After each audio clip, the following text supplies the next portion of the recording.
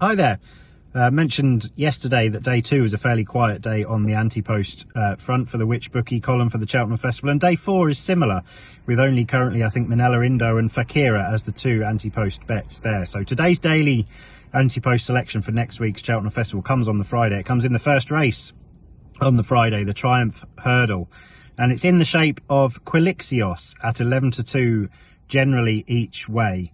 A horse who obviously has been trained by Gordon Elliott for the most part, but moved by Cheveley Park stud to Henry de Bromhead last week. I don't think that will have, hopefully, too much of a negative on his particular chances. I think most of the work will have been done.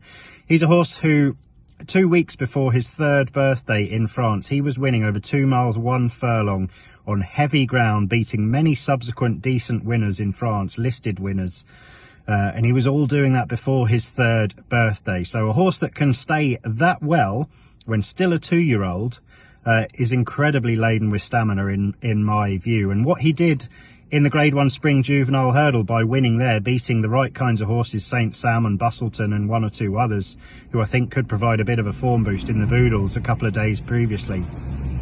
I think what he did there was show that he's got the requisite quality as well. And the time of that race stands up pretty well to the scrutiny of the speedier types that are in here, that are ahead of him in the market, in the shape of Zanahiyr and Tritonic. The Triumph Hurdle, as we all know, is a really extreme stamina test for juvenile hurdlers, and I think Quilixios possesses the right blend of quality and staying power to be seen to really good effect. I'd actually have him probably close to favouritism, even though Zanahiyr and Tritonic are in here. So at 11-2 each way, he rates as a really sound each way proposition for the Triumph Hurdle, and I certainly advise backing him now. I do think he should shorten. Whether he will or not, I don't know, but at 11-2 I think he's still a bigger price than he should be. So that's Quilixios for the Triumph Hurdle, the first race on the Friday.